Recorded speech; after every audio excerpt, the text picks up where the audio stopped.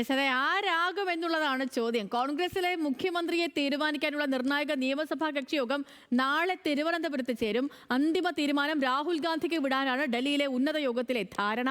സോണിയാഗാന്ധിയുടെ വസതിയിൽ ചർച്ചയിൽ മുഖ്യമന്ത്രി സ്ഥാനത്തേക്കുള്ള അവകാശവാദം രമേശ് ചെന്നിത്തല ഉന്നയിച്ചിട്ടുണ്ട്.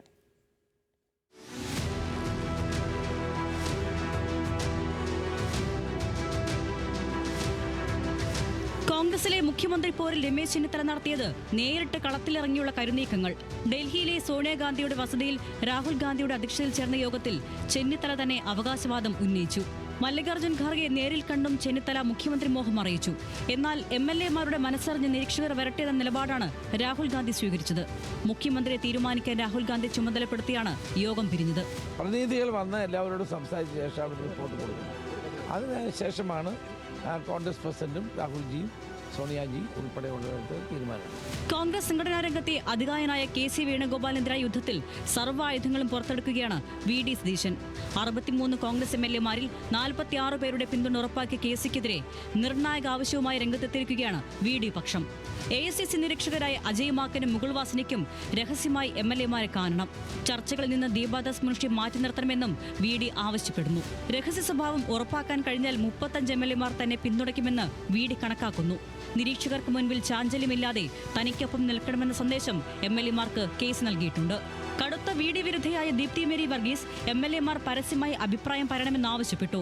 ഏകാധിപത്യ പ്രവണത കാട്ടിയ പിണറായി വിജയൻ എല്ലാവർക്കുമുള്ള പാഠമാണെന്ന ദീപ്തിയുടെ പ്രതികരണത്തിലും ഉന്നം വ്യക്തമാണ്. ഞാൻ മാത്രം മതി, എൻ്റെ ഫുൾ ഫിഗർ മാത്രം മതി, ഞാനാണ് ഇതെല്ലാം ചെയ്തത് എന്ന് പറഞ്ഞ ഒരാളായിരുന്നു പിണറായി വിജയൻ.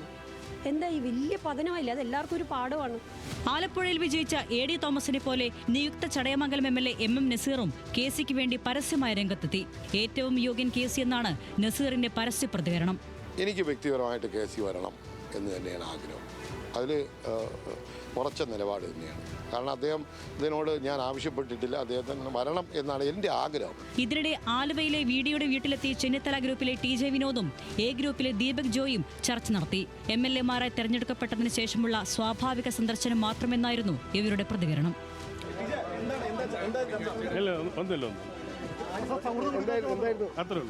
മുഖ്യമന്ത്രി പോരിലെ പ്രധാന യുദ്ധക്കളമായി മാറുകയാണ് സൈബറിടം. VDക്ക് വേണ്ടി സോണിയാഗാന്ധിക്ക് കൂട്ടത്തോടെ ഇമെയിൽ അയക്കാനാണ് പ്രൊഫഷണൽ കോൺഗ്രസ് വാട്സ്ആപ്പ് ഗ്രൂപ്പിലെ ആഹ്വാനം.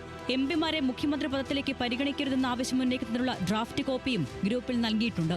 രാഹുൽ ഗാന്ധിയുടെ FB പേജിലും VDക്ക് വേണ്ടിയുള്ള മുറവിളിയാണ്. VD കേരളത്തിന്റെ വിസ്മയ നേതാവ് എന്നാണ് കമന്റ്. കടുത്ത VD വിരുദ്ധ നിലപാടുള്ള NSSും SNDPയും മുഖ്യമന്ത്രി ചർച്ചയിൽ ഭംഗ്യം തരേണ അവരുടെ നിലപാട് ആവർത്തിച്ചു.